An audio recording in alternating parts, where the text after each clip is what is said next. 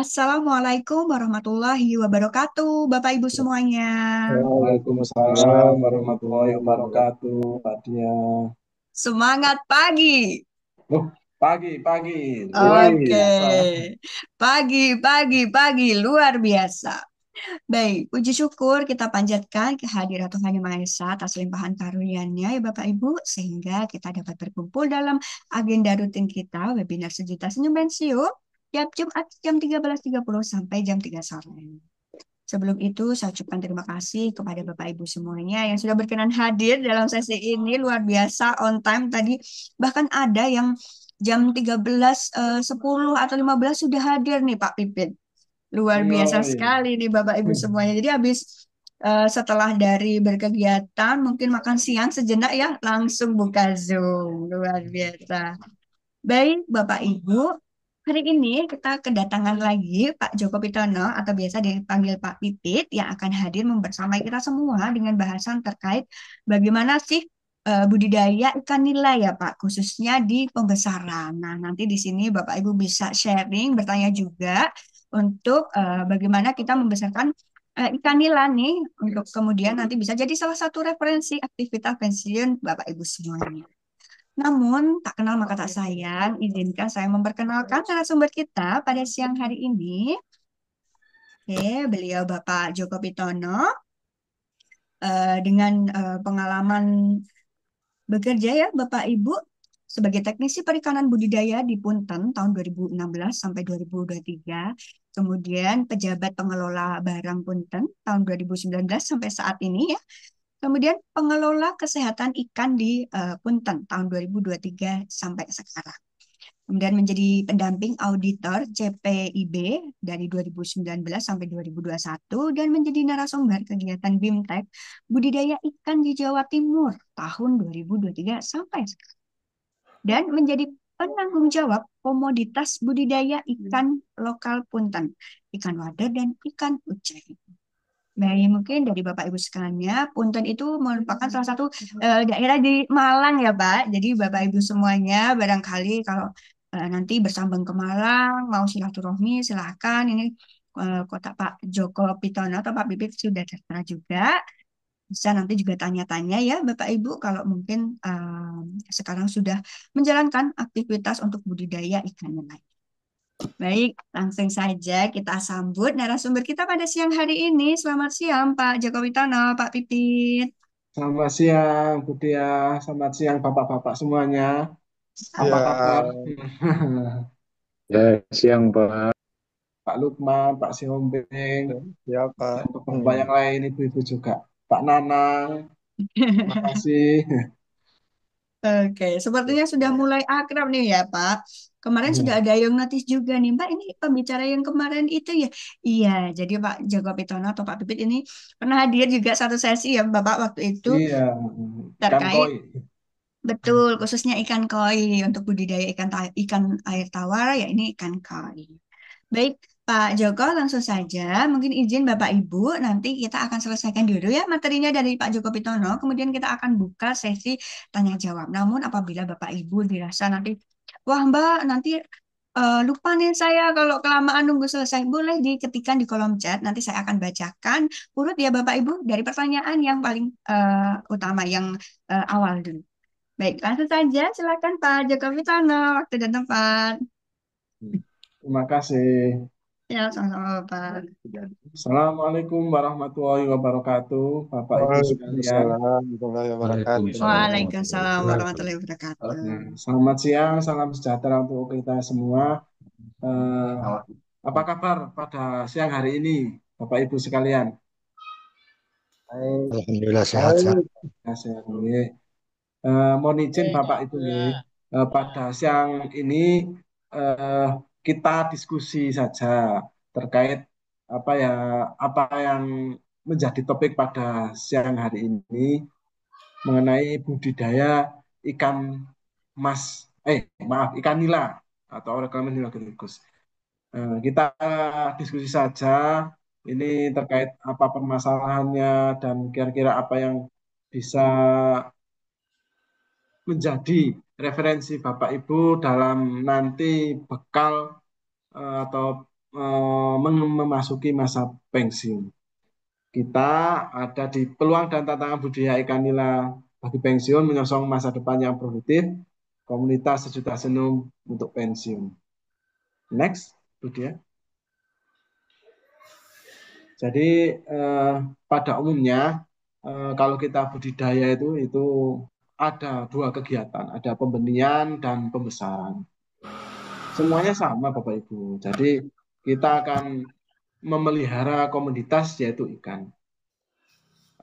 Tapi bedanya kalau di pembenihan itu nantinya itu masa pemeliharaannya itu lebih singkat, lebih cepat, dan tentunya dengan biaya operasionalnya lebih sedikit.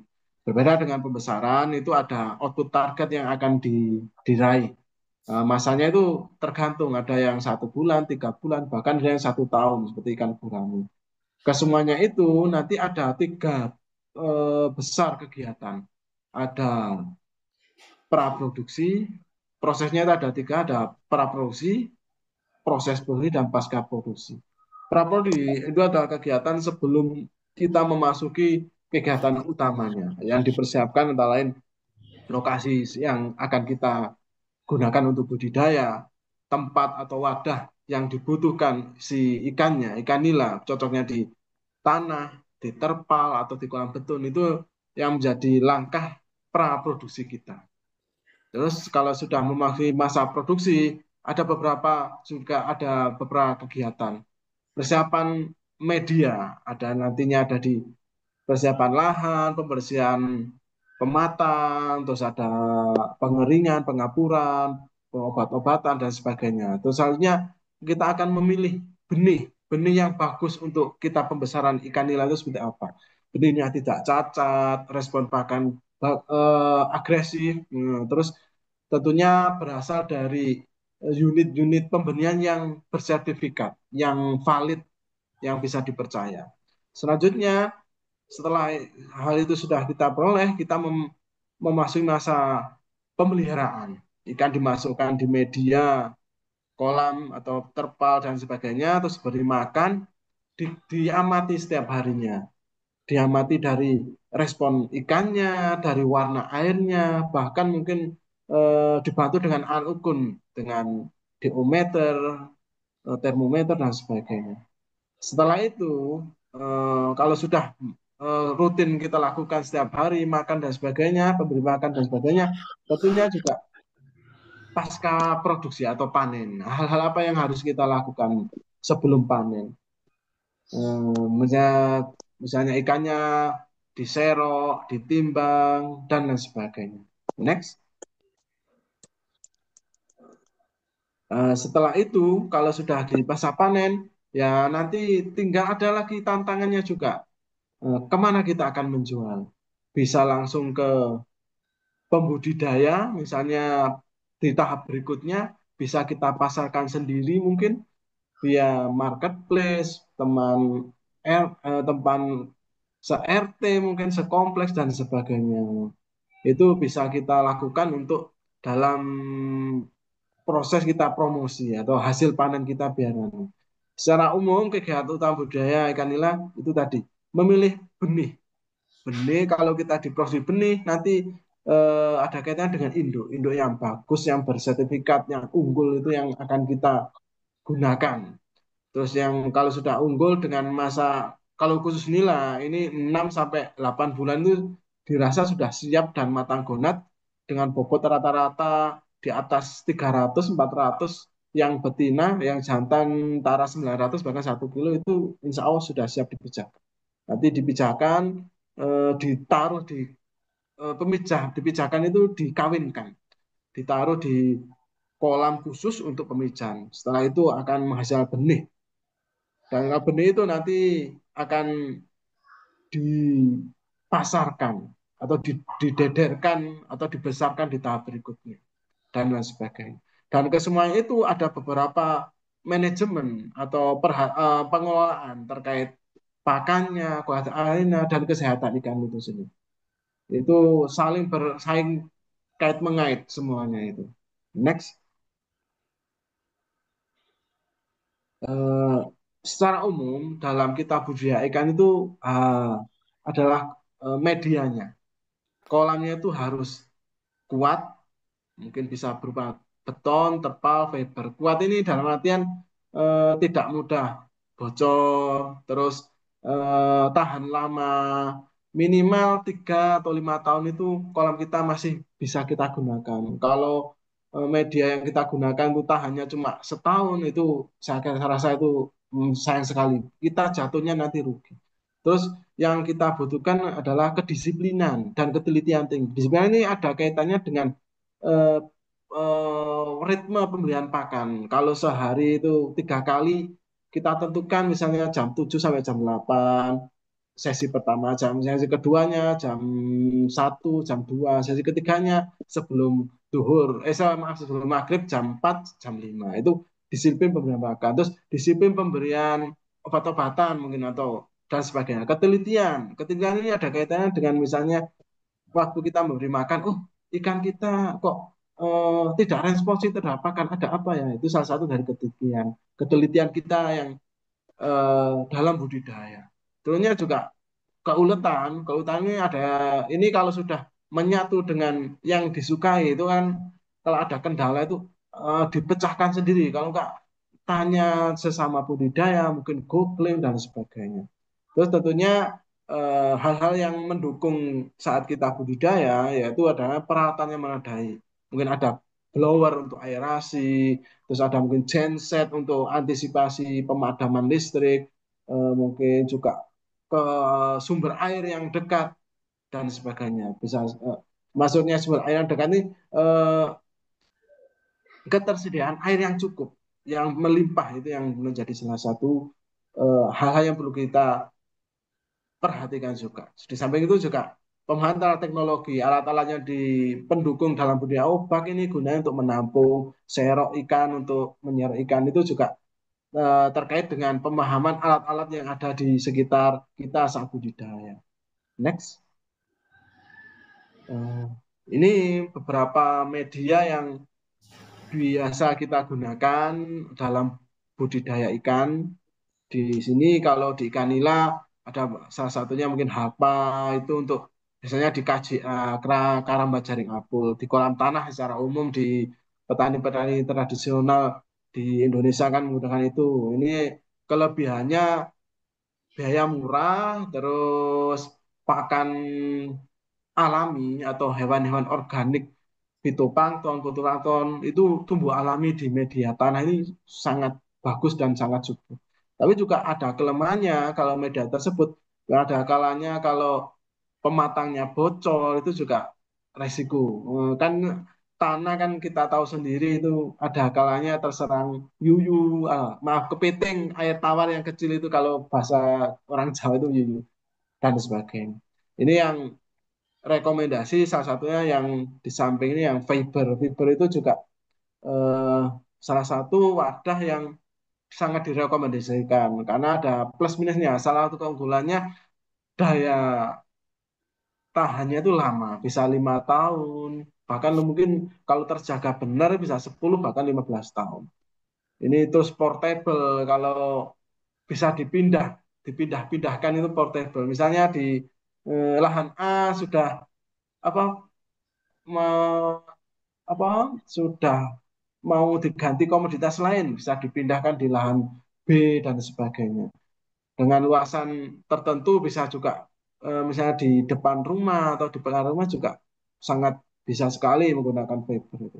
Selanjutnya yang mau kelemahannya juga terkait biaya sebenarnya kan relatif eh, sedikit mahal daripada kolam tanah itu tadi, kan butuh, ya tergantung juga distributor di daerah-daerah itu kan nggak sama juga. Harga di Malang, di Surabaya, bahkan di Jakarta kan sedikit berbeda. Seperti itu saya kelemahannya. Terus selanjutnya yang ada juga terpal. Terpal ini bisa digunakan eh, sejenis dengan terpal apa fiber, tapi terpal ini lebih ekonomis lagi. Tapi sayangnya kalau terpal ini ada kalanya kalau kita nggak pas dalam konstruksinya itu ada kalanya airnya itu cepat habis atau enggak tersobek karena human error. Mungkin ada benda-benda tajam, entah sengaja nggak sengaja kita bawa atau anak kita atau rekan-rekan kita mudah sobek. Juga ada masanya itu nggak lebih dari 5 tahun, mungkin 2-3 tahun sudah kita ganti dan sebagainya. Selanjutnya ada juga akuarium itu untuk skala kecil tentunya. Ya, ya ke plus minus saja. Kalau yang beton ini ya tentu kokoh, kuat, tahan lama, tapi ya biayanya yang relatif lebih tinggi daripada media yang tadi di atas. Next. Selanjutnya terkait ini yang kami sajikan ini menyangkut kolam terpal.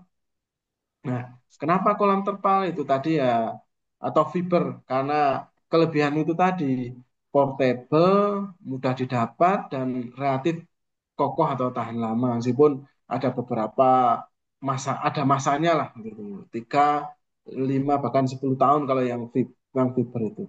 Tentunya yang harus kita perhatikan ya ada selang-selang, aerator, filter, pipa-pipa untuk mendistribusikan air dan sebagainya harus kita eh, susun. Jadi sentra pembuangannya di tengah, outletnya di samping mengarah ke tengah, terus kemiringannya ke tengah itu hal yang perlu kita perhatikan. Terus juga uji kekuatan si apa namanya blowernya itu adukannya itu harus juga kita perhatikan. Tentunya juga cek berkala, pompa, dan alat-alat pendukungnya itu apakah ada bocor atau ada masalah dan lain sebagainya. Tentunya juga karena kita menggunakan alat listrik, ya itu tadi ya, salah satunya antisipasi genset apabila ada gangguan. Soalnya kalau nggak seperti itu kita sudah berjalan budidaya, di tengah-tengah pemadaman. Ya kalau cuma 5 menit, 10 menit, mungkin paling lama 1 jam. Itu kalau lebih dari itu ikan kita, weh, bisa mengambang karena identik kalau di kolam terpal atau fiber itu kan pada tebalnya tinggi. Jadi perlu perhatian terhadap apa kelancaran aerasi itu. Kebutuhan oksigennya itu yang menjadi sangat perhatian. Sangat kita perhatikan, Mas. Nah, tentunya persiapan kolam, kolam terpal atau fiber yang kita lakukan next berikutnya, yaitu kita harus membersihkan kolam tersebut. Kita gosok-gosok, pakai sabun, pakai kaporit bila perlu, terus dibilas, dikeringkan 2 sampai 3 hari setelah kering dan dikira kita rasa bagus, tidak berbau, terus kita taburkan garam kurang lebih 3 kilo per meter persegi, terus pakai kapur dolomit, terus ini tepung tapioka untuk penambahan untuk waktu berjalan. Terus kita taburkan, kita isi air 30 sampai 50 cm dari kedalaman. Terus kita tambah, kita aduk sampai rata. Terus kita tambahi yang selanjutnya itu ember, kita kasih probiotik dengan dosis 10 mili per meter. Kita tambahin molase. Molase itu tetes. Kita adonan tersebut kita masukkan di kolam. Nah, media tersebut kita tunggu 7 sampai 14 hari. Dirasa medianya sudah siap, biasanya itu agak licin atau eh, berubah warna. Di hari keberapa, entah hari ke-7 atau 10, itu dirasa eh, kolamnya sudah siap. Kita naikkan ketinggiannya sampai 80. Next itu 80 cm. Selanjutnya kita tambahan juga probiotik tambahan. Nah, setelah kita tambahi probiotik tambahan, itu saya rasa sudah bisa kita tebal ikannya. Ikan nilainya sudah kita tebal. Dan nanti ikan yang kita tebal itu ada size tertentu. Kalau kita arahnya di pembesaran apa konsumsi itu ya jangan yang ukuran yang kecil yang 3 atau 5 cm, yang agak besar yang mungkin antara 8 atau 10 cm seperti itu. Dengan pada tebar nanti 100 sampai 150 per meter. Next. Nah, kenapa di kolam terpal atau fiber tadi butuh aerasi dan butuh genset? Ini karena ada pengadukan, ada kebutuhan oksigen yang tinggi. Nah, fungsinya itu salah satunya ya untuk meningkatkan oksigen dan membuang gas dan untuk maintenance menjaga kesehatan ikan dan lingkungan tersebut. Kalau nggak dilakukan seperti itu karena pada terat tinggi, terus pakan yang rutin, kotoran, maaf, eh, ya hasil kotoran dan sebagainya kan mengendap di bawah. Kalau nggak ada hal tersebut, itu ditakutkan nanti menjadi terganggu perombakan jasad yang ada di dasar kolam itu. Dan nanti ada istilah kalau di lili ada vlog, itu tidak tumbuh vlognya. Nah, harapannya dari perombakan dari pengadukan itu akan muncul vlog yang atau gumpalan-gumpalan yang menjadi pakan dari si ikan. Next. Nah, penebaran terkait penebaran benih. Ini untuk target kita yang saya sebutkan tadi untuk arahnya konsumsi ya antara ring 8 sampai 10 sampai 12 cm yang awal tebar nanti 3 bahkan 4 bulan mungkin akan mencapai ukuran 200 sampai 250. Secara umum yang diminati pasar kan nilai itu yang sekilo isi dua sebenarnya. Tapi ya biasanya ada yang dari masa itu ada, tapi nggak banyak. Yang banyak yang 1 kilo isi 5, isi 4 dari masa tersebut. Nanti kembali lagi juga dalam eh, kita budidaya itu jadi juga tergantung faktor lingkungan juga. Di Batu sama di Jakarta, bahkan di Surabaya mungkin dengan eh, suhu yang berbeda, kualitas air nanti juga ada sedikit pengaruh dari kualitas ikan yang kita budidaya. Nanti kalau kita sudah berjalan, nanti ya insya Allah akan tahu sendiri, oh trik kelemahan dan kelebihan yang kita budidaya. Secara umum nanti kalau kita budidaya dengan tebar ukuran 8 sampai 12 cm dengan rata-rata bobot 15 bahkan 20 gram itu 4 bulan akan mencapai ukuran sekilo isi 4 bahkan mungkin 5 mungkin ya terserah.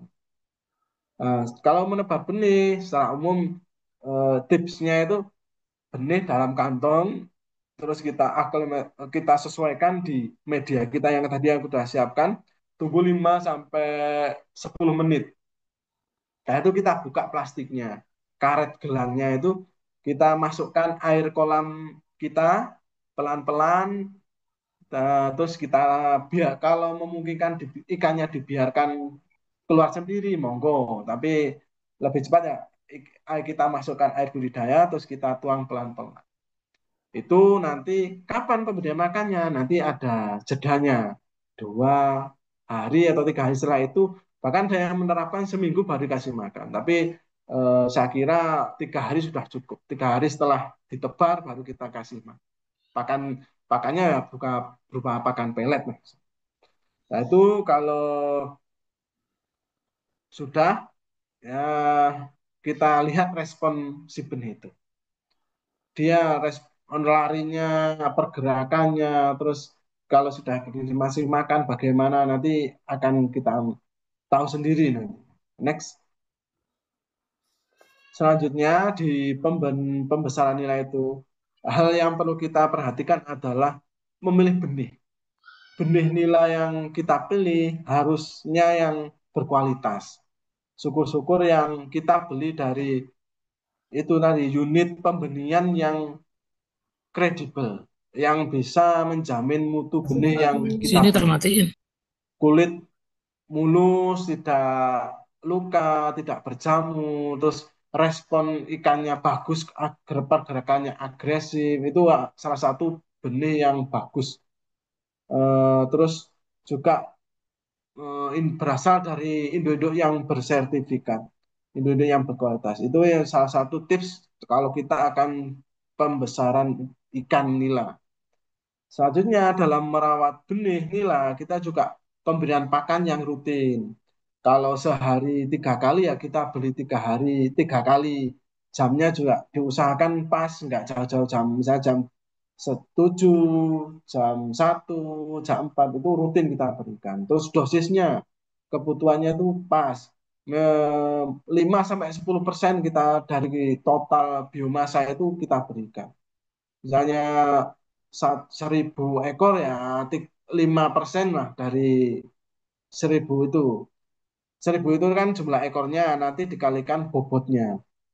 Bobotnya berapa? Misalnya bobotnya di ketemu 2020 kali 1000 ketemu 2000 2 kilo. Tadi satu hari itu 2 kilo.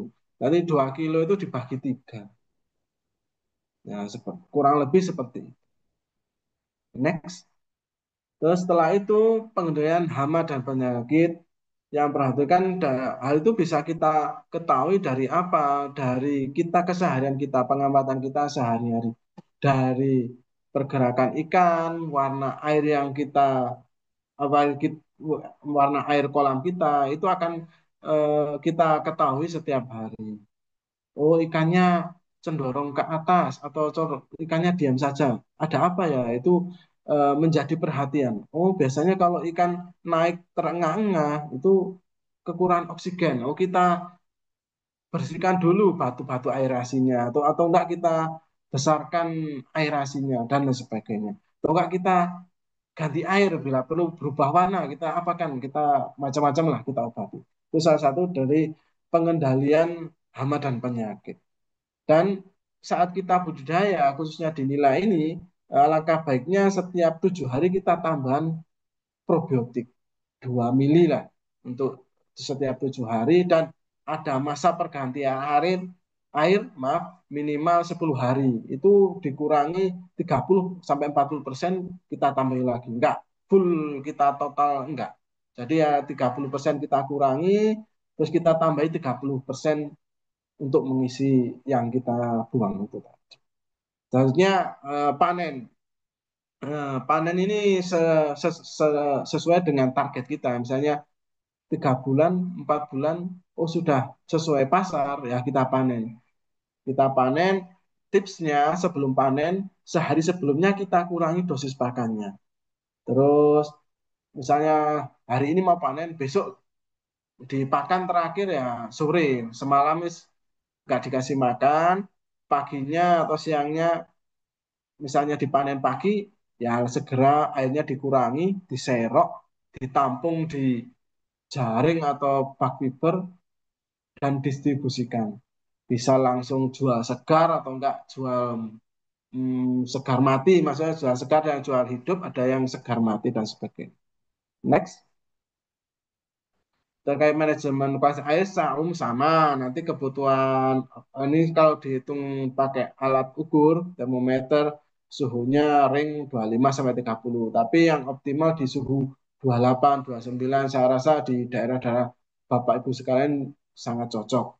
Terus pH itu secara umum hampir sama, mungkin ada ringnya sedikit berbeda setiap daerah. Secara umum ikan air tawar itu cocok di suhu 28, 29. Bisa nggak di suhu di bawah 25? Bisa, tapi nanti terganggu metabolismenya. Biasanya di bawah suhunya lebih rendah dari suhu optimal, biasanya laju pertumbuhannya lambat. Kalau di atas 30 bisa juga, tapi juga nanti ada kendalanya lagi yang mungkin kepanasan ikannya atau macam-macam lah, mudah kalau di suhu panas itu terlalu panas atau enggak mudah terserang penyakit, biasanya seperti itu, dan macam-macam lah. Kalau pH ini terkait keasaman, secara umum itu tadi sama antara 7 lah, kalau pH normal kan 7, tadi saya di tiap apa di Indonesia itu hampir sama, nggak jauh beda, kecuali yang di rawa-rawa yang ini mungkin agak asam sekali. Dan next, terkait pakan itu tadi, pakan yang kita gunakan setidaknya itu mengandung kandungan protein yang tinggi, minimal 28%. Boleh nggak yang 25%? Boleh. Boleh nggak yang kandungannya yang di atas 30%? Boleh. Tapi nanti kembali lagi, biasanya kalau kandungan protein semakin tinggi itu nilai nilai belinya itu juga tinggi. Harganya lebih mahal dibanding yang 28 atau 25. Itu nanti strategi kita dalam budidaya itu akan juga menemui dalam hal ketersediaan pakan dan kebutuhan protein yang dibutuhkan. Frekuensi penerimaan pakan 2 hingga 3 kali sehari. Ini yang bisa porsi pasangannya 3-5%, mungkin juga bisa 10%. Nanti juga kembali lagi di target kita. Kalau kita mau misalnya nggak sampai 4 bulan, boleh nggak dinaikkan pakannya? Boleh, bisa 5-10%. Tapi juga harus kita hitung benar kebutuhan pakannya cukup nggak, terus waktu pemberiannya pas nggak, terus waktu kita untuk maintenance itu ada nggak, misalnya jam 7 kita standby, jam 2 standby, itu harus juga kita kita jadwalkan, itu kita perhatikan juga alat pendukungnya, ketersediaan air untuk ganti, terus ada gensetnya untuk antisipasi dan sebagainya harus juga kita siapkan kalau memang target kita lebih singkat daripada yang 3 atau 4 bulan untuk mencegah dan sebagainya. Next, ini salah satu cara menghimpakan ya, menghitung dosis pakan yang dibutuhkan untuk ikan. 1 ekor ikan dikalikan jumlah populasi, nanti dikalikan 3%, 5%, atau 10%. Itu ketemu kebutuhan pakan sehari. Kalau pemberiannya 2 kali ya, misalnya itu kami sebutkan 625, itu dibagi 2. Kalau tiga kali sehari ya itu dibagi 3. Next, tentang pengolah air. Tadinya untuk kita budidaya itu tadi ada pemberian tambahan probiotik 2 ml per meter persegi setiap 7 hari. Juga pengecekan air perkara warnanya, terus ikannya butuh tambahan air baru enggak, terus dan lain sebagainya. Itu akan kita ketahui bersama kalau kita sudah melakukan budidaya. Warnanya air yang cocok bagaimana? Hijau, ada kalanya hijau bukan yang hijau daun tapi kehijauan lah. Warna air yang kehijauan seperti itu. Terus ada kalanya coklat, coklat muda dan sebagainya. Kalau warnanya merah bagaimana? Itu ya biasanya kalau warna merah itu beresiko, ada ya zooplankton yang berbahaya. Terus berbuih dan sebagainya, itu macam-macam. Ada juga itu tadi maintenance pergantian air 10 hari sekali. Kalau itu kita ganti, kita kurangi 30, kita masukkan 30. Next, terus kalau sudah mencapai masa target panen itu tadi dipuasakan sehari, hari ini dipanen, terus kita kalau jual hidup kita tampung di waring atau media yang mendukung ikan itu hidup. Biasanya kalau di secara umum pakai jaring atau waring, kita tampung, ada sirkulasinya, ada air masuk, ada blowernya, kita tampung di situ, kita puasakan minimal 1 jam sebelum didistribusikan. Itu kalau kita jual hidup. Kalau jual segar mati ya kita serok, kita timbang, dan kita distribusikan ke pembeli, entah tetangga, teman, atau tengkulak dan sebagainya. Next, terkait panen itu tadi, setidaknya dari benih tersebut 3-4 bulan akan mencapai ukuran sekilo isi 4, isi 5. Apakah ada yang isi 2? Ada. Biasanya ada. Dari pengalaman kami seperti itu. Tapi ya isi 2 itu nggak banyak. Mungkin ya 3-10% yang isi sekilo isi 2. Kebanyakan ya seragam yang isi 4, isi 5, 1 kilo dan sebagainya. Sistem budidaya yang kita gunakan ini ada 4 poin yang perlu kita perhatikan. Karena media air yang disirkulasi, ada aerasinya itu. Selanjutnya ada probiotik yang kita pemberian berkala, mungkin juga kandungan probiotiknya yang bisa digunakan yang khusus pertanian saja. Kalau bisa sebut merek, maaf ya, kan banyak mereknya itu. Salah satunya mungkin yang E4 atau Abrus dan sebagainya, Browser, dan itu salah satu merek yang ada merek dagang umum. Tapi itu bebas kita gunakan. Yang selanjutnya kita perhatikan juga penggunaan benih yang berkualitas tadi. Benih yang seragam, respon pakan bagus, agresif, terus dari asal unit-unit pembinaan atau bal-bal yang bersertifikat yang menjamin kualitasnya, itu yang sangat kami sarankan. Kenapa? Kalau nggak seperti itu, benihnya tidak berkualitas, kita sudah susah-susah nunggu 3 bahkan 4 bulan, ikannya masih segini, tidak sampai mencapai target. Itu yang kita sayangkan kalau terjadi seperti itu.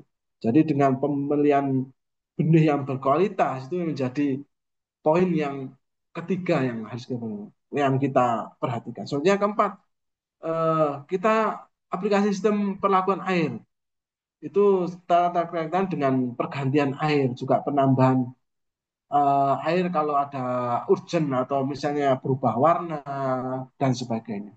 Next, ini biasanya yang tentang penyakit. Biasanya ya bukan biasanya ya, jangan sampai ya dalam kitab budaya itu sampai ada itu. Tapi ya untuk antisipasi hal apa yang untuk jadi bahan pertimbangan kita. Kenapa sih kok ikan kita itu tiba-tiba gak enak makan atau tidak naik, itu salah satu indikasi bahwa ada gangguan. Gangguan itu bisa diduga hama atau penyakit. Nah, karena apa? Karena ya ada penurunan kualitas lingkungan. Si airnya itu ada terjadi masalah. Entah itu oksigennya berkurang, mungkin suhunya yang naik turun drastis, bisa juga mungkin karena dasarnya itu tadi kita kurang pengamatan, maaf, lengah mungkin, waktunya seminggu kita lihat ternyata ada kesibukan nggak kita lihat, mungkin ya mungkin salah beberapa faktor tersebut yang menjadi terjadi penurunan kualitas air. Selanjutnya kepadatan. Idealnya media kita misalnya 1 meter cukup 100, kita isi 200, mungkin 300.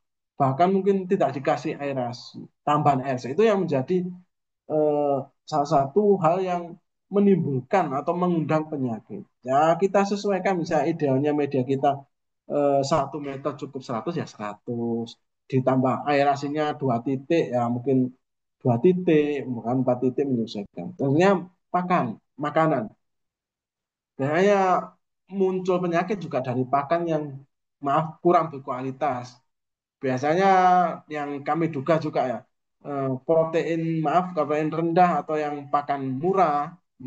Murah bukan berarti murahan kualitasnya, tapi secara umum di pasaran, di petani petani, kalau yang pakan murah di bawah rata-rata, mungkin dari sales-sales yang atau pedagang yang nakal, mungkin itu kan asal sumber pakannya atau bahan pakannya itu kan meragukan. Itu yang menjadikan pakan itu beresiko.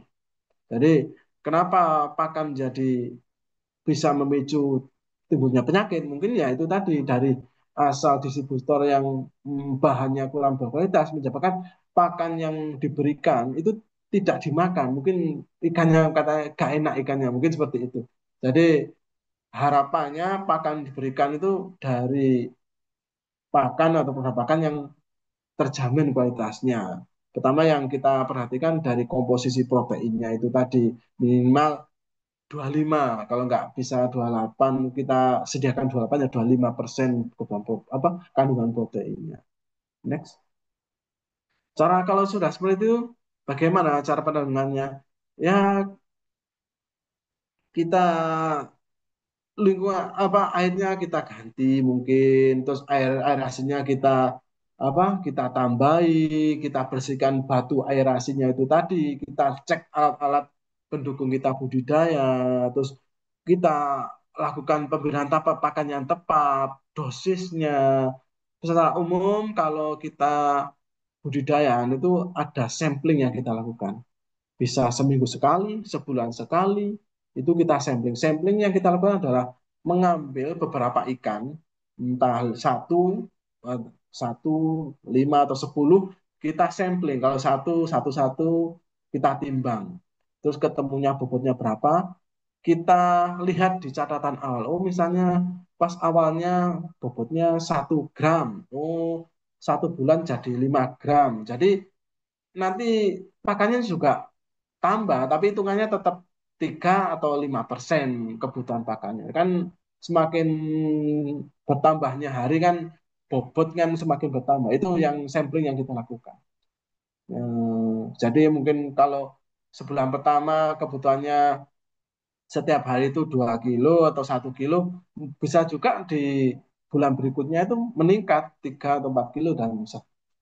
terus pada tempat tadi yang kita perhatikan, terus kesehatan, kebersihan, dan alat-alat kerja yang kita gunakan juga perlu kita perhatikan sekali. Jangan sampai kita sudah berjalan, sudah keluar biaya yang lumayan, terus kita lengah di salah satu item, kita jadi nggak hasil atau nggak paham.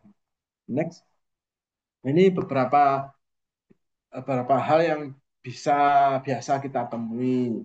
Misalnya permasalahan tentang jenis probiotik, pakai probiotik yang heterotrof, yang tertera di biasanya ada sih. Kalau saya kira yang pengalaman kami di budaya itu di yang khusus pertanian dan produk-produk yang tadi saya sebutkan itu saya sudah cukup untuk kita budidaya. Terusnya biasanya ada warna air kehitaman itu diduga karena kurang oksigen atau yang dasarnya itu kita kotor, kurang pembersihan. Mungkin cara pembersihan dasar itu kalau yang pipa sentra di tengah itu kita cabut pipanya, kita balik biasanya seperti itu, air sudah keluar. Di balik itu biasanya ada lubang-lubang untuk saringan biasanya. Kalau enggak kita pakai selang, kita sedot manual itu juga bisa untuk membuang. Tuh, air tidak rata, itu banyak kita tambahi aerasi dan sebagainya. Air berbau bisa juga itu karena apa di dasarnya itu perobaknya tidak sempurna. Kita ganti air 30% tadi, kita tambah aerasi, kita tambah probiotik dan sebagainya. Terus ikan menggantung. Kenapa? Mungkin karena benihnya kurang berkualitas, mungkin karena pakannya kita berlebih. Itu biasanya mungkin terjadi itu. Atau enggak pas lampu mati, mau tiba-tiba ikannya naik. Nah, itu terindikasi yang biasanya kekurangan oksigen. Hal apa yang kita lakukan ya? Kita ambil sampel ikannya. Kalau itu massal, misalnya memungkinkan kita ambil, kita lab. Oh, kendalanya apa sih yang harus kita lakukan? Selanjutnya kita tambah aerasi dan sebagainya. Next. Permasalahannya banyak, soalnya mungkin selanjutnya nih vlog tidak bentuk pakan organik tidak bentuk mungkin karena air hanya kurang, terus penambahan probiotik yang kurang, mungkin juga karena faktor alam, karena hujan langsung itu menjadi salah satu tantangan kita dalam budidaya. Kenapa di kolam kita itu terjadi masalah?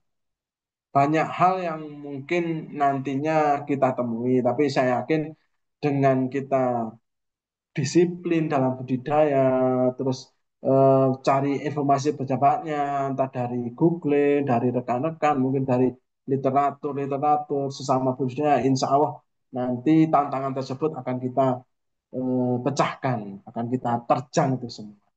Next.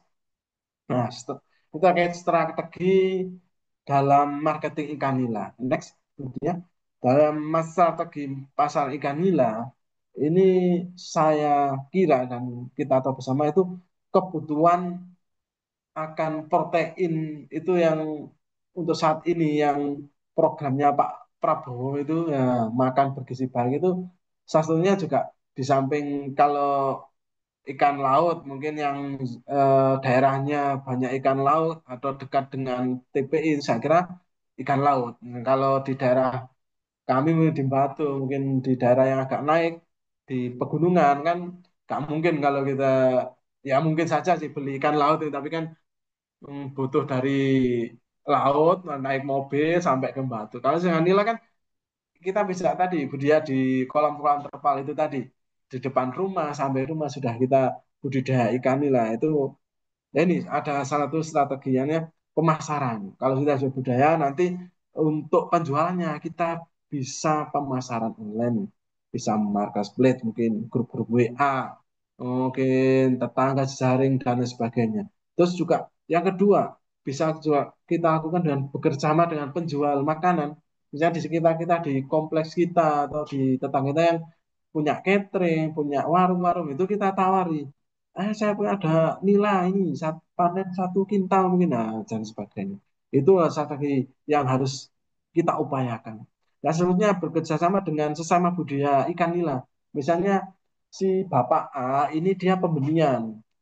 Benih supaya laku kita jual mana ke Pak B yang bisnis di pembesaran. Itu saya selalu jejaring sesama pembudidaya nila. Atau enggak, anu Di Pak B ini pembesarannya ukuran grade 2, yang sekilo isi 10. Di Pak C ini yang ukuran grade 5 ya. Kita saling lempar itu. Lempar dalam artian bukan lempar tanggung jawab, ini lempar komoditas. Kita salah satu kerjasama seperti itu. Juga yang selanjutnya yang bisa kita gunakan dengan mengolah mengolah menjual ke tengkulak itu secara umum. Juga hal yang misalkan mengolah produk tersebut menjadi misalnya nugget mungkin, atau enggak stik-stik nila mungkin, dan kerupuk mungkin dan sebagainya. Atau enggak yang kalau di pasar-pasar itu yang nila atau ikan lele yang sudah dibumbu kuning, ini nila segar tinggal digoreng. Mungkin itu salah sudah untuk kita dalam mendistribusikan atau menjual produk kita, satunya di ikan nila. Next, strategi pengembangan dalam ikan nila, ya tentunya kita harus mengetahui kebutuhan permintaan pasar itu sendiri. Oh, di tempat kami ini cocoknya konsumsi isi 2. Jadi nanti kita siapkan nilai yang akan panen di apa yang mencapai ukur 2 yang kita pasarkan. Kalau di pasar kita ini sukanya yang isi 5 ya, itu tadi yang 3 4 bulan panen ya, itu bisa kita dijual. Atau enggak di tintai juga sukanya yang benih. Jadi kita pendedahan benih, kita beli yang 1 senti, benih yang baru keluar dari telur itu kan ada istilahnya kalau di perikanan itu benih larva, itu kita beli itu lebih murah harganya, jumlahnya banyak. Itu nanti itu tadi jejaring jejaring sama budidaya itu dilempar-lempar hasil panennya tersebut. Nah, harus juga yang selanjutnya kontrol secara berkala. Ini terkait juga dari sampling bobot, terus kualitas airnya, terus pergerakan ikan, macam-macam, sampling pakan dan sebagainya, itu harus sering kita lakukan. Strategi dalam pengembangan usaha budidaya. Sebenarnya manajemen dengan baik. Ini manajemen ini banyak hal mencakup. Manajemen ikan, manajemen pakan, manajemen lingkungan, dan sebagainya. Bahkan juga manajemen pencatatan juga harus kita lakukan. Minggu pertama dikasih makan sekian, hari ini tanggal sekian, itu sebaiknya kita catat, kita dokumentasikan tersebut supaya apa? Nanti suatu ketika misalkan ada kendala, oh kita bisa terlacak. Oh, waktu hari kesekian itu ada apa, pakannya kurang atau pakannya dari merek A misalnya. Oh, ternyata merek A ini kurang rekomendasi karena hari ini terdampak macam-macam bla bla bla bla. Mungkin dari pencatatan tersebut eh, akan terlacak kelemahan atau kendala yang kita hadapi saat ini. Cuma selanjutnya dalam kemarin juga perlu ciptakan variasi dalam budidaya emas. Itu tertulis ikan emas, sebenarnya ikan nila. Misalnya tadi ikan nila filet mungkin seperti yang apa? Kalau yang kita tahu ikan dori itu sebenarnya kan ikan patin. Dori itu istilah bahasa Jepang, artinya ikan daging putih. Tapi sudah umum di masyarakat kita ikan dori saya kira juga, awal kami dulu ikan dori ikan yang di TV itu, ternyata enggak, ternyata ikan daging putih. Nah, seperti itu. Next, selanjutnya, resiko dalam kita budidaya ikan tentunya ada beberapa hal. Ini yang kami sebutkan salah satunya mungkin resiko benih mati. Ini ada kaitannya dengan kualitas benih yang kita beli, biasanya seperti itu. Itu tadi kita untuk maaf, mengatasinya kita beli di balai-balai yang bersertifikat atau balai yang terpercaya, atau unit-unit yang pembenihan yang memang valid, yang bagus lah kualitasnya terjaga. Terus resiko hama dan penyakit. Hama itu biasanya yang kalau di petani umum di Jawa Timur mungkin khususnya ini ada kanya burung, mungkin burung kuntul, burung yang warna putih itu banyak di Jawa Timur itu sangat banyak. Kita riskan juga burung tersebut kan jadi hama, tapi juga dilindungi burung kuntul itu jadi anomali. Sebenarnya penyakit itu yang mungkin resiko kita juga kalau tadi manajemen pakan dan sebagainya tidak kita lakukan dengan teliti, itu kan dampak di penyakit juga. Resiko benih yang tidak, kalau kita asal asal beli beli benih itu secara biasanya yang kalau sharing dari pembudidaya pemula itu ikannya nggak besar-besar Pak. Oh, itu belinya di mana? Itu nan di tetangga atau di mana itu? Ya itu tadi untuk mengatasi hal tersebut kita beli yang di balai-balai atau unit-unit pembelian yang berkualitas. Terus harga, fluktuasi harga ini biasa kalau maksudnya biasa ini umum terjadi di semua pelaku usaha. Sebenarnya kalau sudah kita siap panen, produksinya meningkat, jatuhnya harga rendah. Kalau enggak pakannya yang naik. Dan itu yang resiko-resiko ini yang ya harapan kita bersama jangan sampai terjadi di kita yang sudah melakukan budidaya. Tapi tentunya hal tersebut menjadi perhatian dan semoga harga itu bisa stabil, bisa ya kita yang berusaha, yang berbisnis ini bisa menikmati jerih payah kita sendiri. Oh, next. Oh, ternyata sudah. Terima kasih. Semoga yang kami share ini bermanfaat untuk kita bersama. Terima kasih, Budia, Bapak-Bapak, Ibu sekalian. Semoga memasuki masa pensiun ini kita sejuta senyum. Nah, senyum apa ya? Enjoy, menikmati masa tua, atau sejahtera. Kan seperti itu. Oke. Terima Betul. kasih. Semoga bermanfaat. Kami akhiri. Wassalamualaikum warahmatullahi wabarakatuh. Selamat siang. Waalaikumsalam warahmatullahi wabarakatuh. Wah, luar biasa sekali. Terima kasih untuk sesi sharingnya dan materinya, Pak Pipit terkait budidaya ikan nila. Nah, ini sudah ada beberapa pertanyaan. Izin saya sampaikan, saya bacakan ya Bapak Ibu. Namun, lagi-lagi, sebelum saya bacakan untuk beberapa pertanyaan yang disampaikan di kolom chat yang sudah dituliskan, boleh saya perkenankan untuk satu orang penanya terlebih dahulu yang secara langsung mau menyampaikan ke Pak Pipi. Adakah dari Bapak Ibu semuanya yang mau mengawali terlebih dahulu bertanya secara Dari langsung? saya, Bu. Oke, Dari Pak Sabar. oke, siapa sabar dari AHM? Silahkan Bapak. Saya tertarik dengan budidaya nila ya.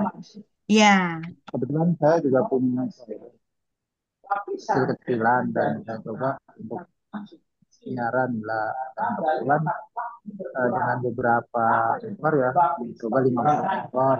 Kita sampai gede. Tapi saya ada keinginan mau saya tambahin. Tapi setelah saya tambahin dengan ikan yang baru, justru yang lain ikut mati semuanya. Nah itu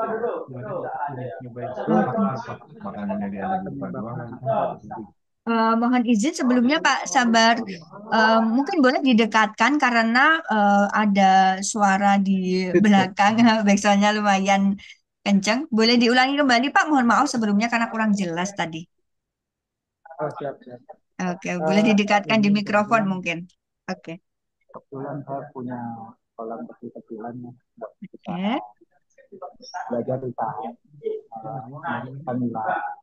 Dan saya mencoba untuk 50 ekor dalam ukuran 2 meter kali 1,5.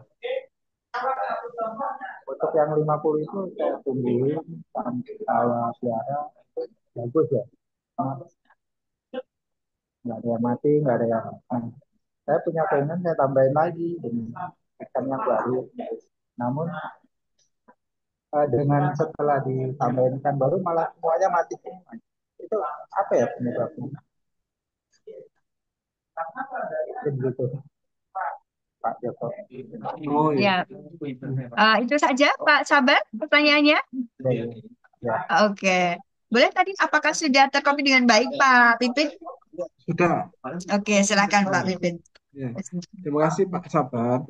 Ini yang mau izin saya rangkum ya terkait mungkin bapaknya punya ikan sudah lama dibudidayakan, terus bapaknya beli nambah lagi dengan membeli ikan yang baru gitu, nggih. Selanjutnya setelah dimasukkan di kolam tersebut malah semuanya mati. Apakah seperti itu Pak? Atau sebagian mati? Semuanya mati. Oh ya, seperti itu. Nah itu kenapa gitu, nggih? Harganya itu kuat. Iya, betul, betul. Ya. Nah, hal tersebut diduga ya Bapak Sabar itu karena eh, di ikan baru itu diduga itu ada parasit atau penyakit yang nempel, Pak. Biasanya seperti itu. Secara umum kalau kita budidaya itu ada istilah karantina, Pak. Jadi ikan Oh, yang dikarantina bukan hanya ikan yang lama yang kita budidaya, juga ikan yang baru itu. Dan di karantina yang ikan yang baru ini yang lebih spesifik. Misalnya ditempatkan di media yang khusus sebelum dimasukkan di kolam jenengan itu. Idealnya seperti itu, Pak. Mungkin di bak atau air eh, dengan media tertentu, terus kita sirkulasi, kita biasanya ya secara umum yang murah-murah itu kita kasih garam garam gosok atau garam laut itu, Pak. Itu terus kita sirkulasi kalau sudah dengan masa tertentu misalnya 3 hari seminggu ikannya sehat terus kita perlahan kita adaptasikan dengan ikan kita ya atau kolam kita yang lama biasanya seperti itu Pak. Mungkin ya mohon satu prihatin karena sampai ikannya mati semua. Itu dikarantina untuk mencegah atau pencegahan penyakit bibit penyakit dari tempat asal induk apa ikan baru itu tidak sampai menyerang di tempat jenengan. Sebenarnya prinsipnya seperti itu, Bapak. Bagaimana, Pak? Pak Sabar?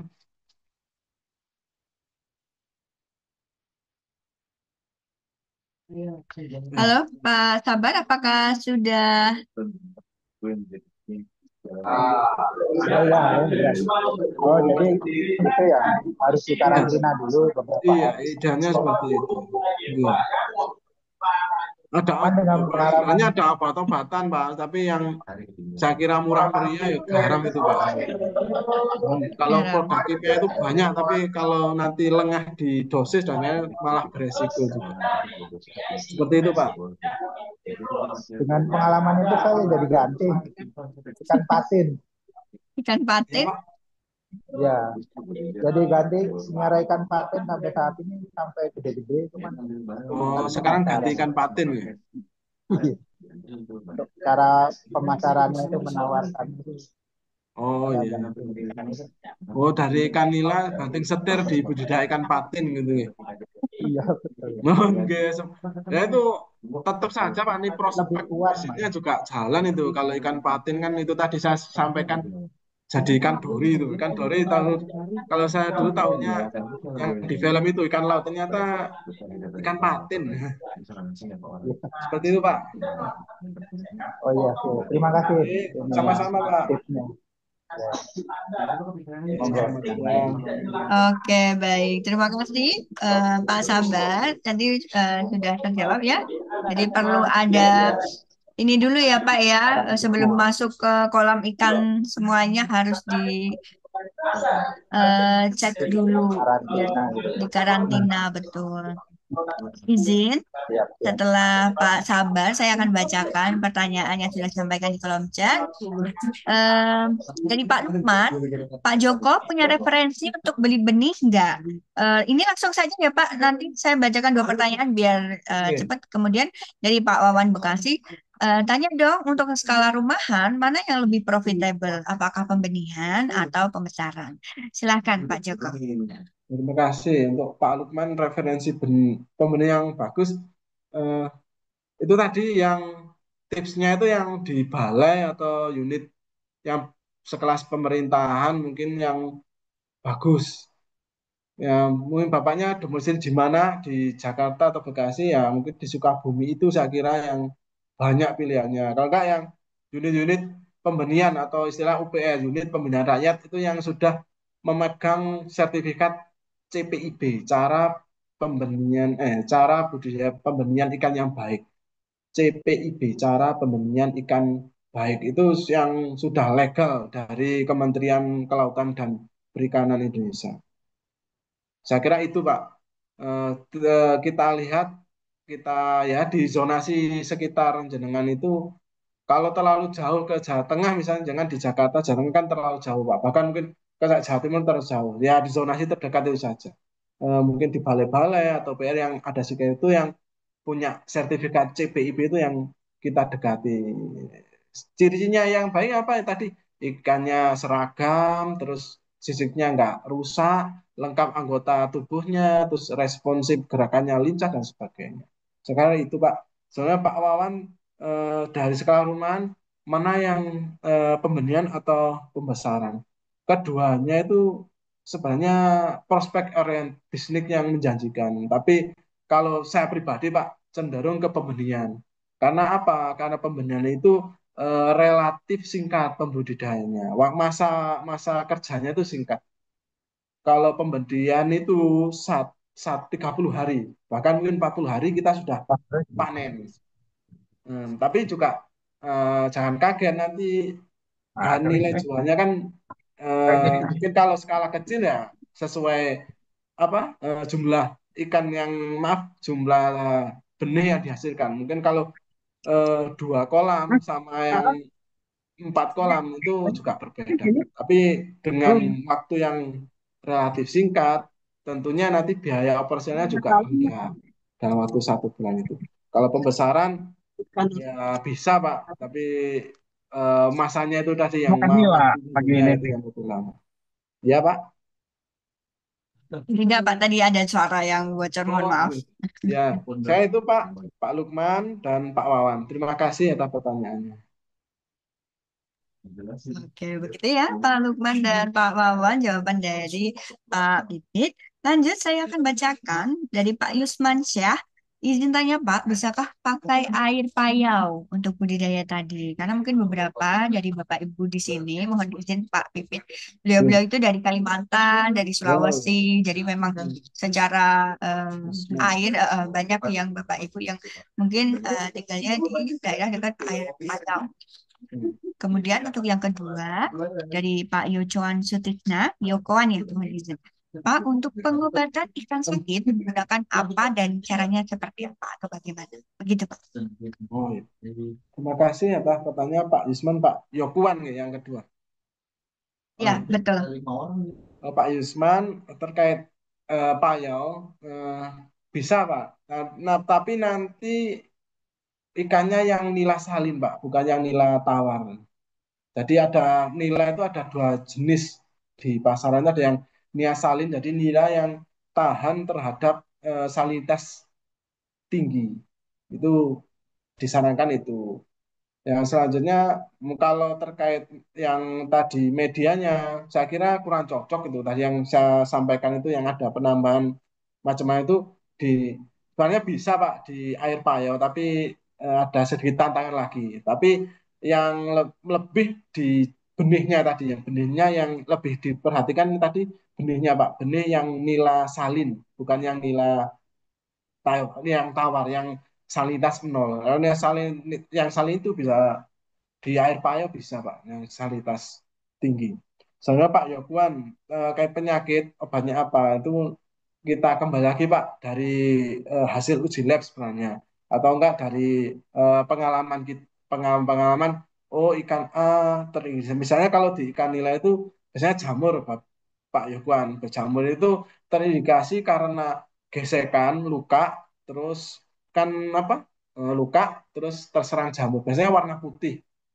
Cara pengobatannya eh, cukup dengan larutan melting blue atau enggak garam itu juga bisa.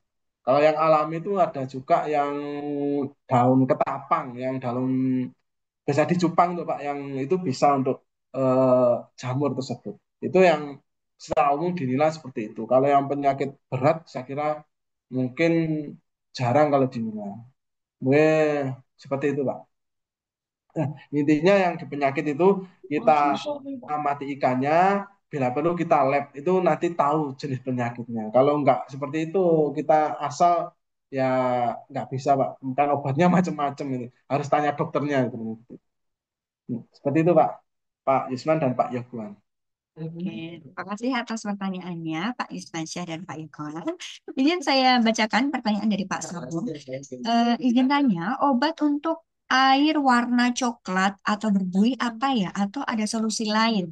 Mungkin ada beberapa Bapak Ibu yang punya kes yang sama di daerahnya, airnya warnanya coklat atau berbuih. Kemudian dari Pak Bambang Is, saya penggemar ikan nila nih, ikan nila goreng. Sama nih Pak, satu ekor tinggal makan harganya 26.000 di Bekasi. Izin tanya, untuk ikan nila sebesar telapak tangan dewasa, beratnya kira-kira berapa kilogram dan butuh berapa lama, berapa bulan untuk mungkin membudidayakannya ya Pak, dan harga per kilogramnya berapa? Terima kasih. Terima kasih pertanyaan. Yang pertama Pak siapa Mbak Dia? Dari Pak Sabong. Oh Pak Sabo terkait eh, obat untuk maaf airnya warna coklat obatnya Coklat, bagaimana? ya coklat Oh, dan berbuih, coklat atau oh berbuih gitu. obatnya itu oh gitu Ya, gitu. solusinya Oh selain mungkin obat, solusinya. ya gitu. Ya ya terima kasih. Kembali lagi Pak Pak Pak Sabang ya. Maaf, maaf. Pak Oke, Sabong. Pak Sabong maaf Pak Sabong.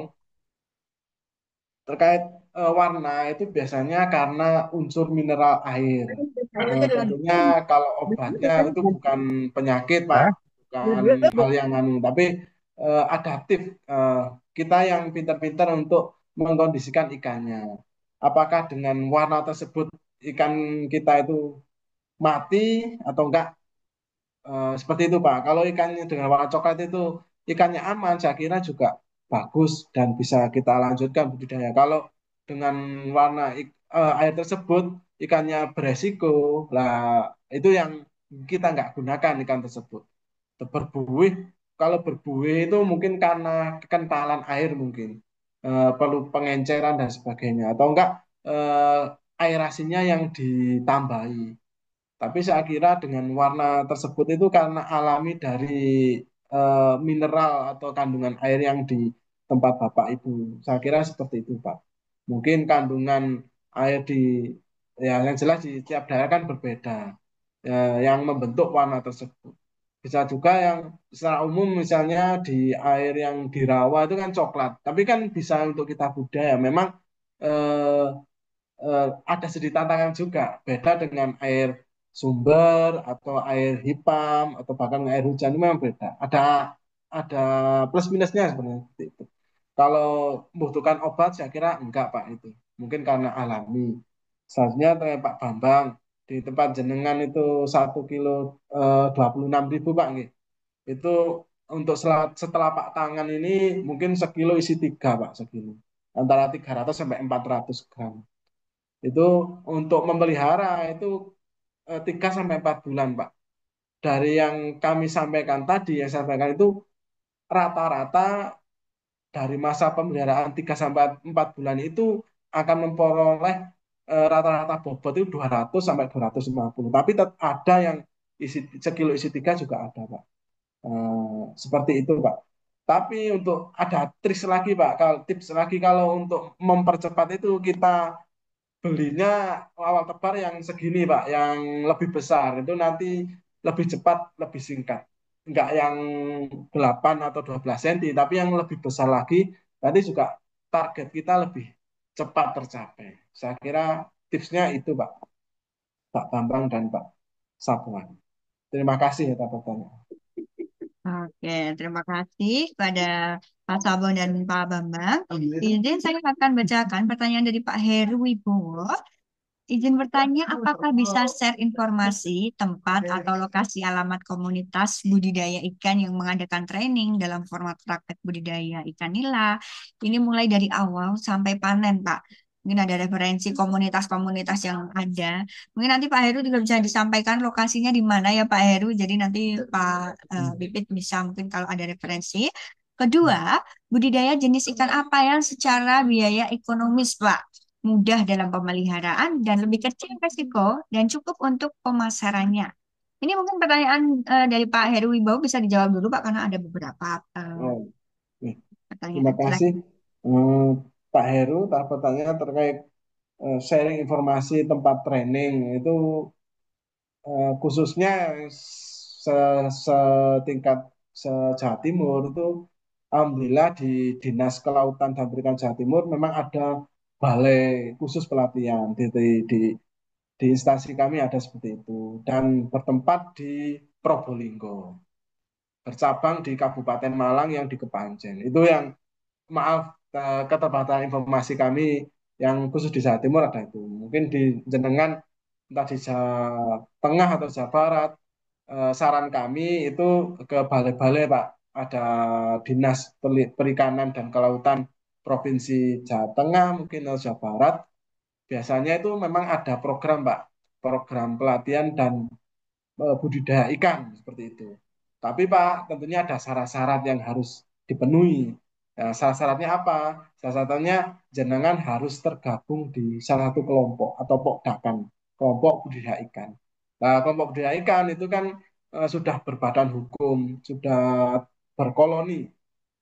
Berkoloni dengan syarat-syarat tersebut itu mempermudah dalam eh, apa akses jenengan atau kalau jenengan untuk memperoleh entah itu paket bantuan atau pelatihan seperti itu. Eh, Pertama jenengan bisa cek di dinas-dinas itu untuk terkait informasi training budidaya ikan. Soalnya yang kedua, Anda bisa jenengan bisa membentuk kelompok budidaya. Dengan bentuk kelompok budidaya itu ada program-program yang akan jenengan peroleh. Salah satunya dengan pelatihan, bahkan mungkin bantuan benih, pakan dan sebagainya.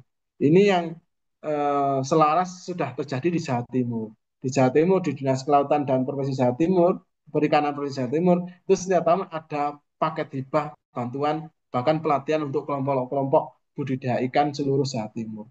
Tapi ya setiap kabupaten kota itu dibatasi Pak, enggak setiap kelompok harus dapat atau secara otomatis dapat, enggak, ada gilirannya. Saya kira itu Pak. Ya selanjutnya nilai ikan yang ekonomis yang sudah dibudidaya itu saya kira banyak variasinya ya. Kalau saya pribadi, Bapak nggih, saya cenderung yang satu di ikan hias, Pak. Ikan hias itu kenapa saya tertarik karena membutuhkan lahan yang relatif kecil, akuarium, bahkan ember bak apa bak plastik itu bisa. Itu ikannya apa? Ada cupang, mungkin moli. Moli nanti bisa untuk pakan, untuk hiasan, banyak variasinya. Yang cupang itu kan butuh cuma medianya butuh botol-botol apa? Maaf C100 itu atau botol aqua dan sebagainya. Saya kira itu Pak, jenengan bisa cari terkait ikan hias. Itu itu yang punya prospek yang menurut saya pribadi itu sangat menjanjikan untuk kita budidaya. Di samping untuk selingan ya tetap yang konsumsi untuk ketahanan pangan rumah atau rumah kita sendiri. Misalnya anak kita atau tetangga kita atau saudara kita yang berkunjung ke rumah, mampir kita sajikan hasil budidaya kita. Oh ini ada nila goreng, lele goreng atau gurame goreng yang hasil kita pelihara. Itu juga saya kira lebih aman dan higienis. Karena apa yang kita tahu sendiri, jenis ikannya kita tahu sendiri, pakan yang kita berikan. Seperti itu Bapak, Pak Heru. Mohon maaf, terima kasih pertanyaannya. Baik. Terima kasih. Begitu Pak Heru. Tadi Pak Heru di Jabodetabek ya Pak ya? Oh, sampai situ. Betul. Kemudian ini ada pertanyaan lagi dari Pak Jati. Bukan, bukan. Pak Jati meminta presentasi. Iya, Pak. Nanti boleh dijawab ya, Pak, ya, di nomor admin yang tadi menginfokan informasi undangan ini. Kemudian dari Pak Albertus Adi, berapa biaya pakan per kilogram yang layak untuk usaha ini, Pak? Dan pertanyaan kedua dari Pak Bambang wah, luar biasa sekali nih Pak Bambang selalu bertanya saat sesi webinar. Kalau memulai dari nol, berapa lama kira-kira BEP kalau berbisnis pembesaran ikan nila, Pak? Biaya untuk apa saja yang utama dan apakah masih menguntungkan kalau dengan sewa lahan? Mungkin ini saja dulu, Pak. Untuk selanjutnya nanti saya akan bicarakan. Silakan, Pak Pipit. Terima kasih. Pak Alberto terkait harga pakan yang layak, Pak. Itu kembali lagi ke apa itu kandungan proteinnya, Pak. Yang tadi kami sebutkan itu semakin tinggi kandungan proteinnya itu semakin mahal.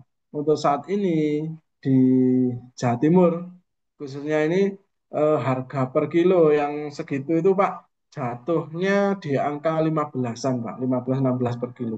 Jadi satu karung yang isi 30 kilo itu jatuhnya hampir 400. Itu sudah layak untuk kita budidayakan. Kuncinya di kandungan proteinnya Pak sebenarnya. Yang 25 atau yang 28.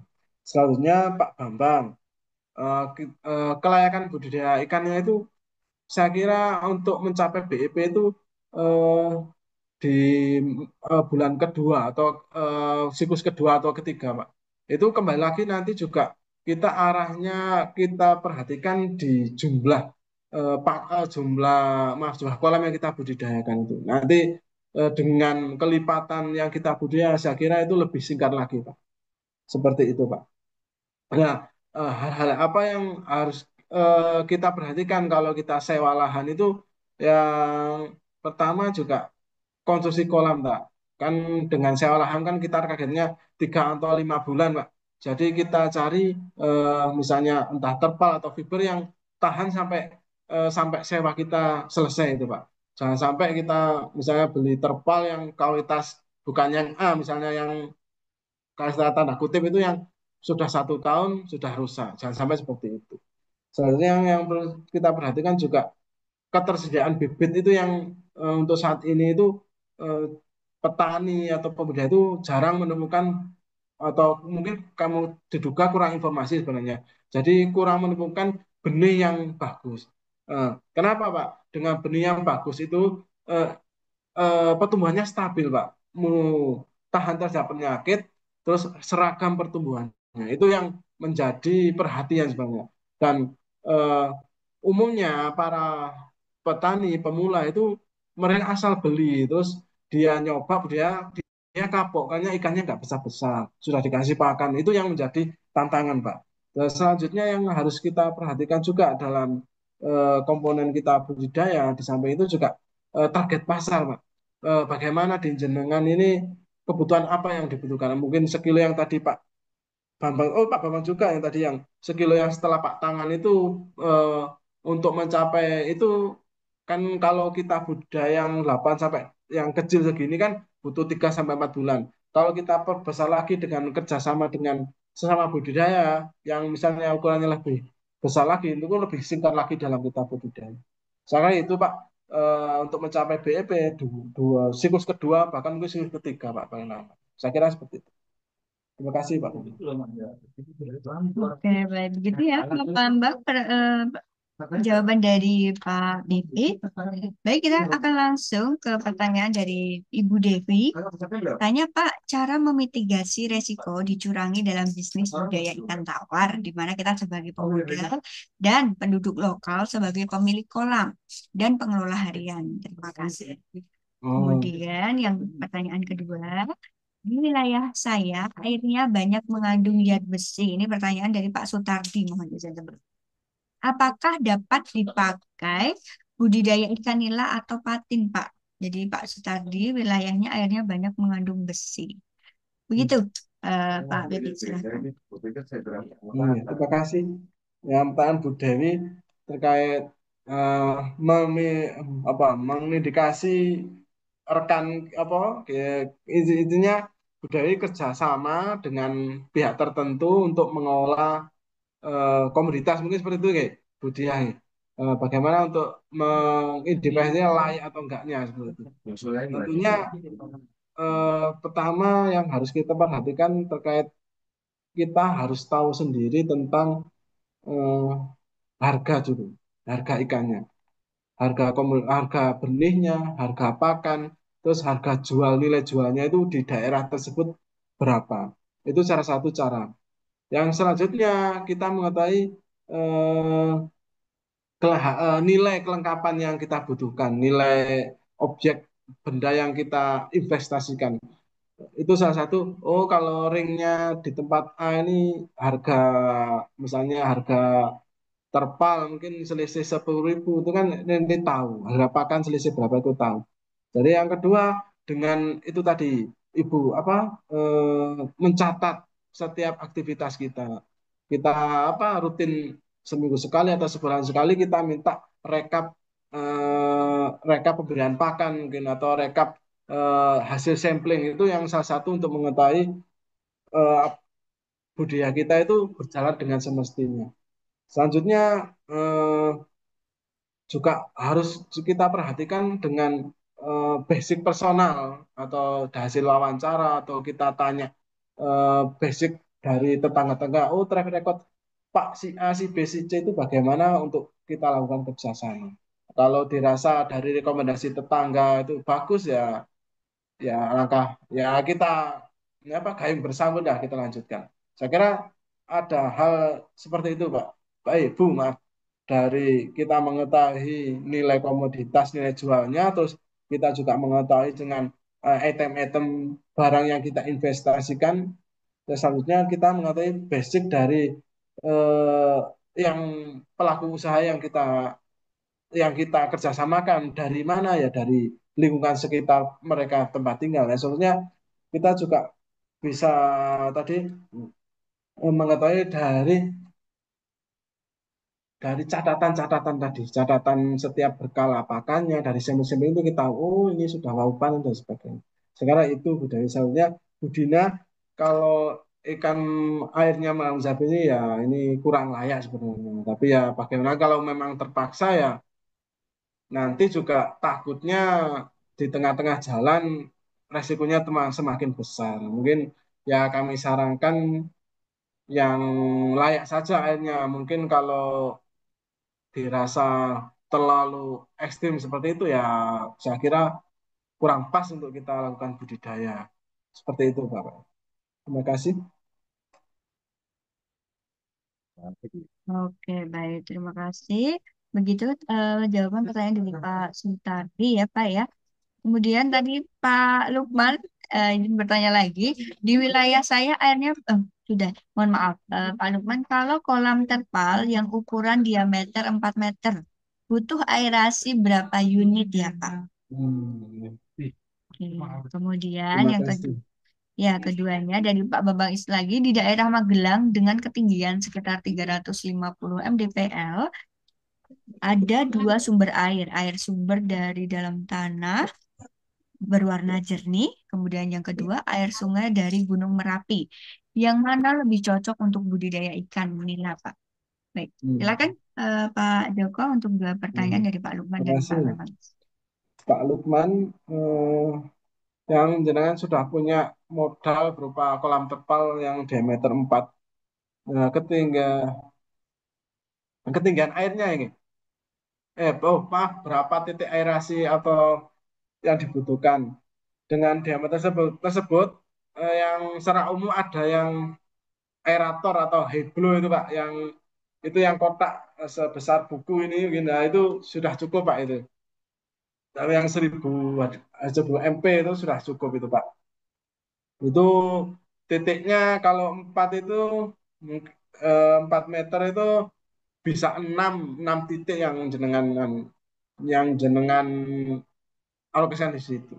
Satu kotak itu sebenarnya bisa 4 itu sebenarnya, tapi jenengan punya itu sudah cukup. Atau enggak yang kecil-kecil, kalau yang kecil-kecil yang skala akuarium itu yang butuh banyak Pak. Yang kami sarankan yang beli yang besar itu Pak, itu cukup itu saya kira. Sebenarnya Pak Bambang di Magelang itu saya kira sama dengan di Batu. Terus antara air sumber dengan air sungai ini ada plus minusnya Pak. Plusnya kami ceritakan kalau sumber ini jelas steril mungkin. Terus kebutuhannya tercukupi, terpenuhi. Tapi kelemahannya Pak, ini kan miskin unsur hara. Jadi di air sumber kan tidak ada makhluk atau organisme yang seperti di sungai-sungai pada umumnya yang mengandung pakan-pakan yang melimpah. Saya sampaikan ke plus minusnya seperti itu. Sedangkan kalau yang di sungai Gunung Merapi ini kan sepanjang tahun, plusnya sepanjang tahun, terus banyak apa, sumber makanan di air tersebut. Tapi minusnya Pak, ada kalanya misalnya penghujan atau musim tertentu, musim kering misalnya atau kemarau kan debitnya bisa dikatakan adanya berpulang. Soalnya kalau hujan itu ada kalanya terkena banjir mungkin dan sebagainya. Itu plus terkait plus minusnya. Tapi untuk budidaya eh, air sungai atau tadi air sumber itu yang dirasa eh, bisa jenengan apa jenengan penuhi saja mana yang ekonomis dan mana yang mudah untuk Bapak. Saya kira seperti itu. Kalau memaksa di sumber air tapi sumber airnya jauh ya jangan Pak.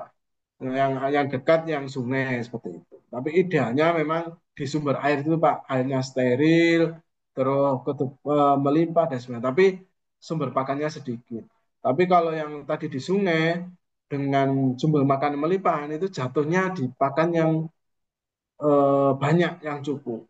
Tapi Pak, tipsnya kalau yang di sumber tadi bisa dilakukan di terpal atau di kolam, itu bisa dilakukan. Kalau yang di sungai, idealnya di kolam atau karamba, Pak. Bukan yang di tadi yang di fiber itu. Karena apa? Kalau yang di kolam atau karamba itu kan eh, kita bisa menghemat pakan, Pak. Karena sudah melimpah dari sungai itu sendiri. Saya kira itu, Pak. Terima kasih. Oke, terima kasih Pak Pipit. Izin ini dari Pak Dodi dari SBI. Izin bertanya, apakah ada perbedaan budidaya ikan kolam bioflok fiber air tenang dengan kolam air deras, Pak? Mana yang lebih baik dan menguntungkan? Terima kasih.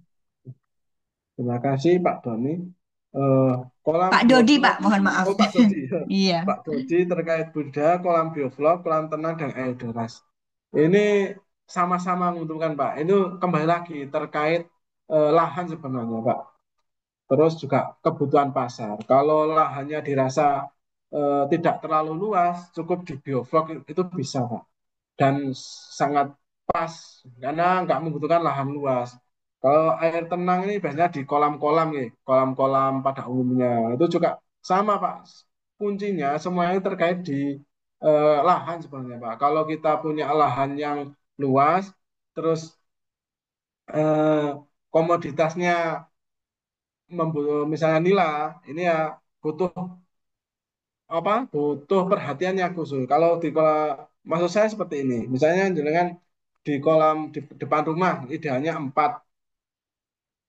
Itu dalam 4 bulan kan kita perputaran cuma 4 itu. Sedangkan kalau kita punya lahan lebih dari itu, misalnya di pekarangan yang nilainya lebih dari 4 itu kenapa enggak? Kan seperti itu. Nah, jadi kolam bioflok itu ditempatkan di kolam yang lebih luas tadi, lahannya lebih luas itu. Dan kalau di kolam deras itu biasanya di karamba-karamba atau yang di sungai-sungai saya betul. Jadi saya kira yang lebih menguntungkan untuk saat ini Pak nih, tetap kolam bioflok.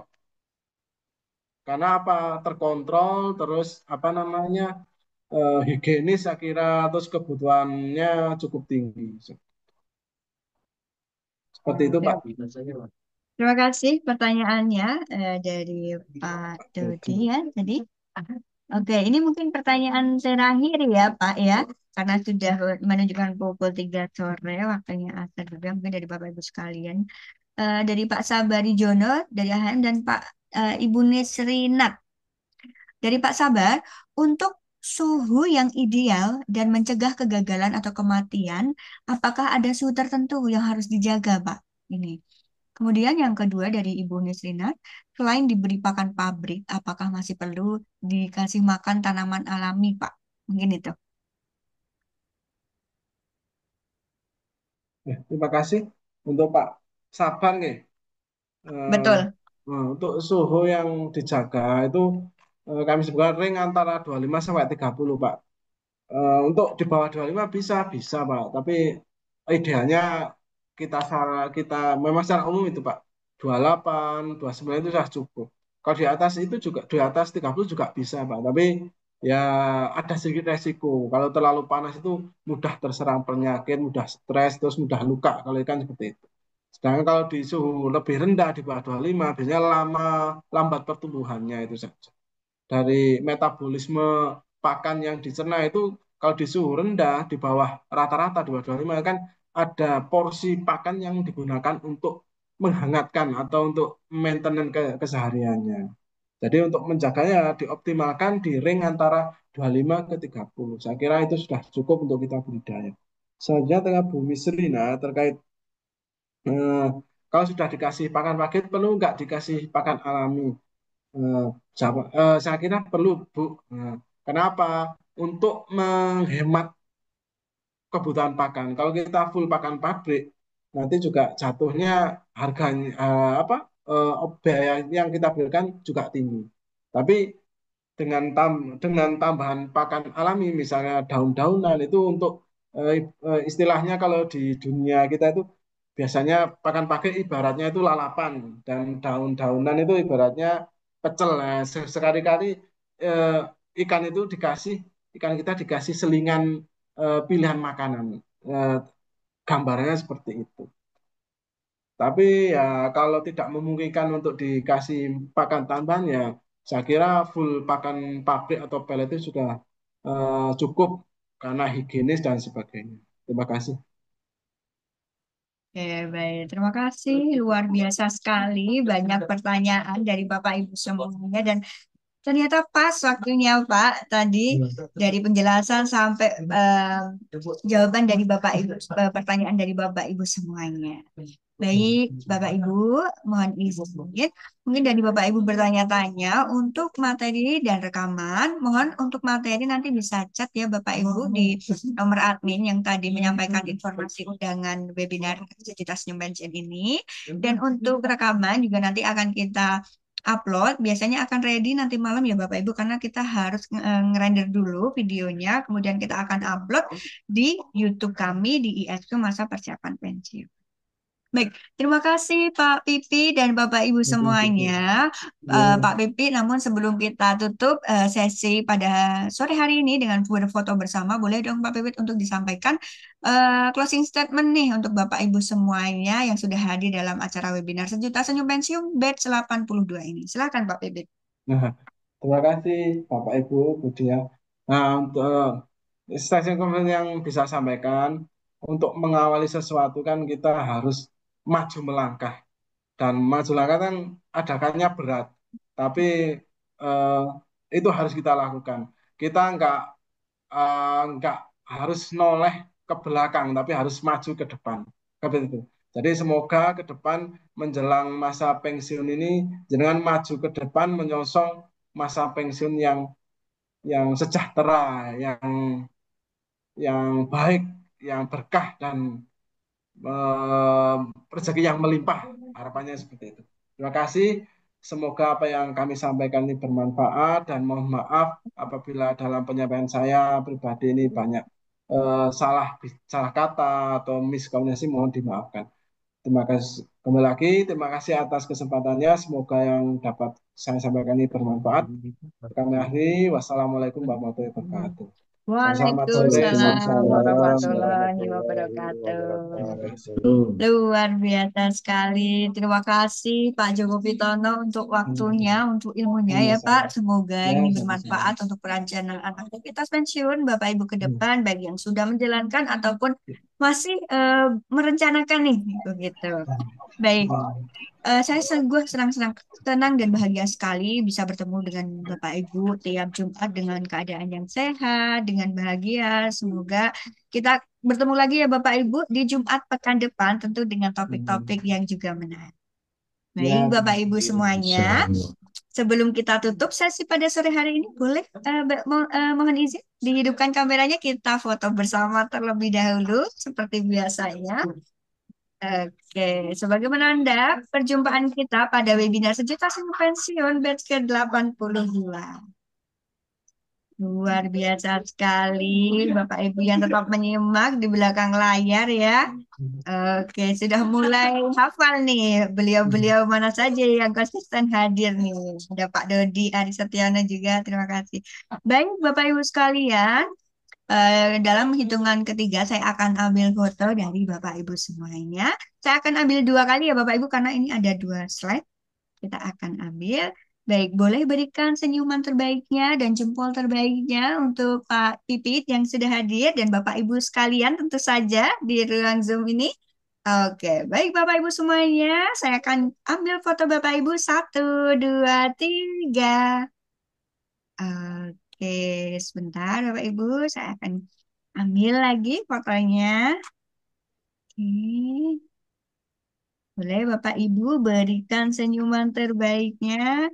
1, 2, 3. Luar biasa sekali.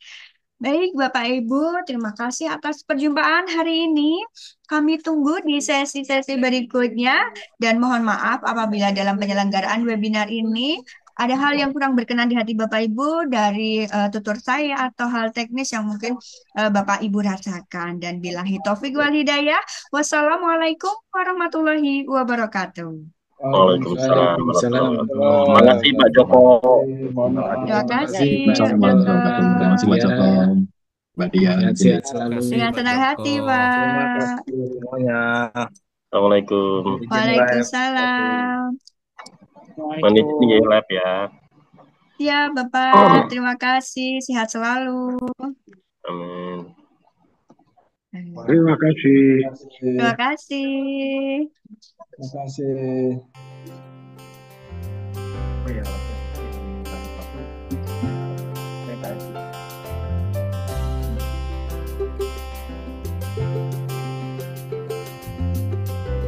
Terima kasih Bu Tia. Dengan senang hati, Bapak. Sehat selalu. Ku mengerti perjalanan hidup yang kini kau lalui. Barakallahu fikum. Assalamualaikum. Waalaikumsalam. Berharap meski berat kau tak merasa sedih.